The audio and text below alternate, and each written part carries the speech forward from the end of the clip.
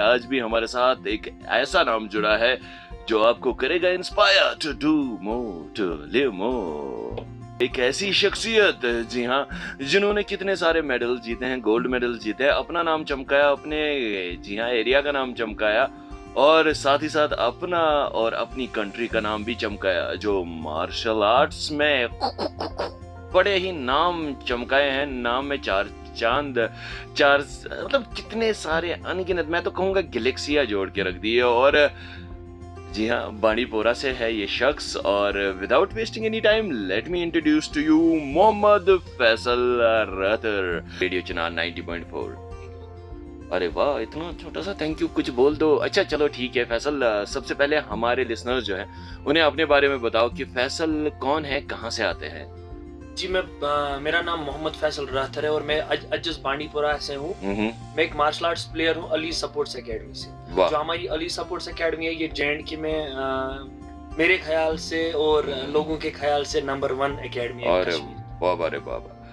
आपको तो बातों से पता चल ही गया होगा कि क्या। दोस्तों बातचीत जारी है, हमारे साथ है मोहम्मद फैसल रतर।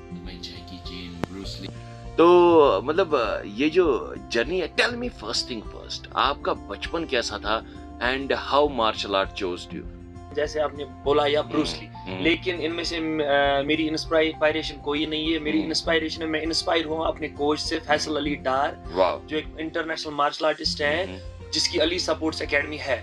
मैं उनसे इंस्पायर हुआ हूँ 2009 में। 2009 में वो हमारे स्कूल में आए, इकबाल मेमोरियल स्कूल में पढ़ता था अजस में। तो उन्होंने वहां पर 3 डेज कैंप कंडक्ट किया मार्शल आर्ट्स का।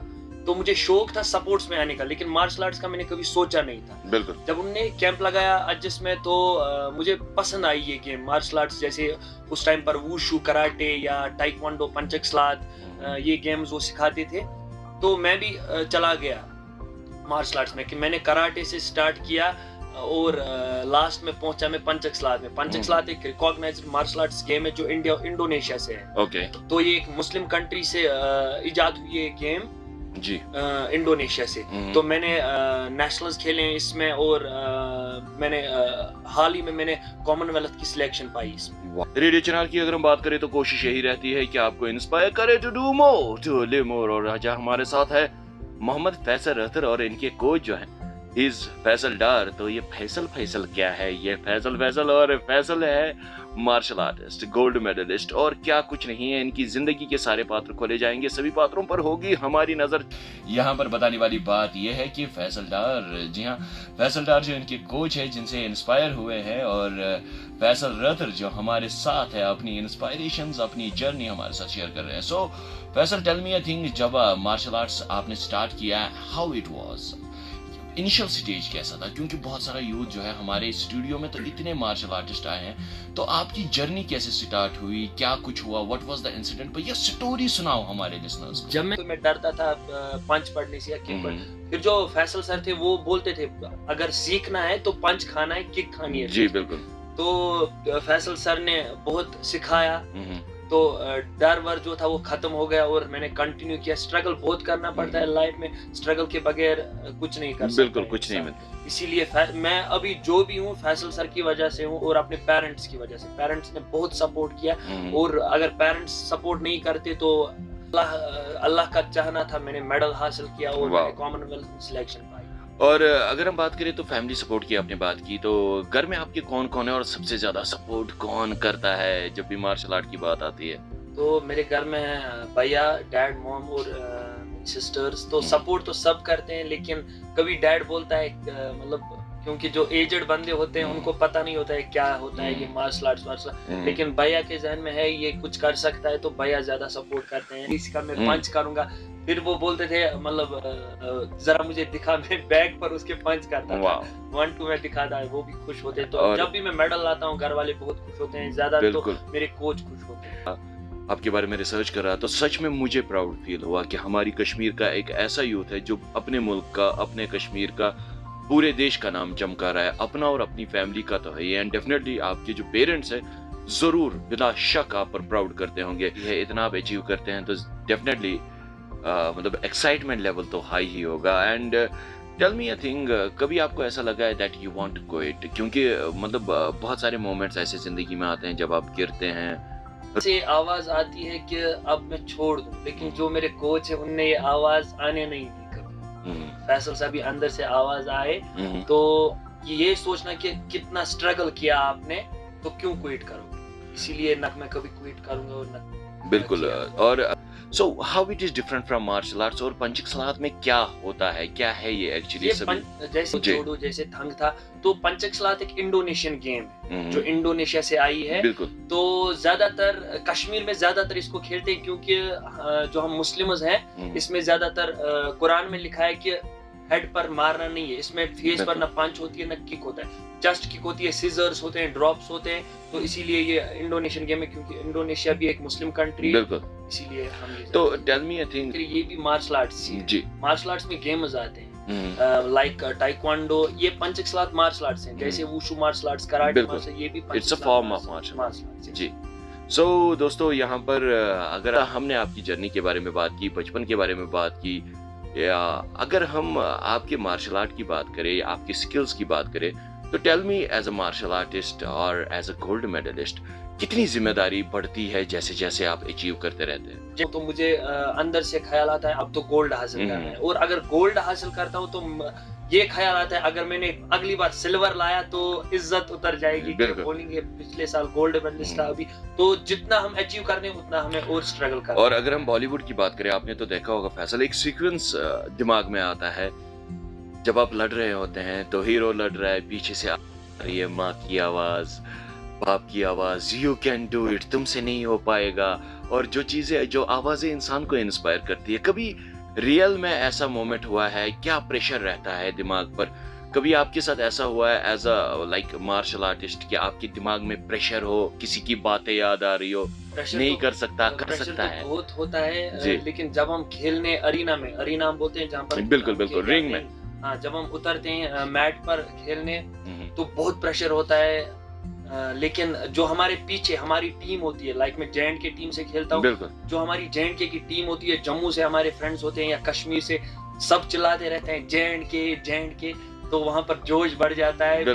मुझे लगता है मतलब कोई भी खेलता होगा उस टाइम, उसको ये जहन में आता है भाई जैंट के की इज्जत का सवाल है, अब तो जीतना ही है, तो उस टाइम जोश बढ़ता है। बात करें तो कभी कहते हैं ना, जोश में होश रहना चाहिए, तो martial artist is a trained fighter, और रियल लाइफ में अगर हम देखें तो क्या है आपका मैसेज उन लोगों के लिए जो लाइक बडिंग मार्शल आर्टिस्ट है या मार्शल आर्टिस्ट है जो ये समझते हैं कि यह मार्शल आर्ट हेचान ये 50 नफरन लयत?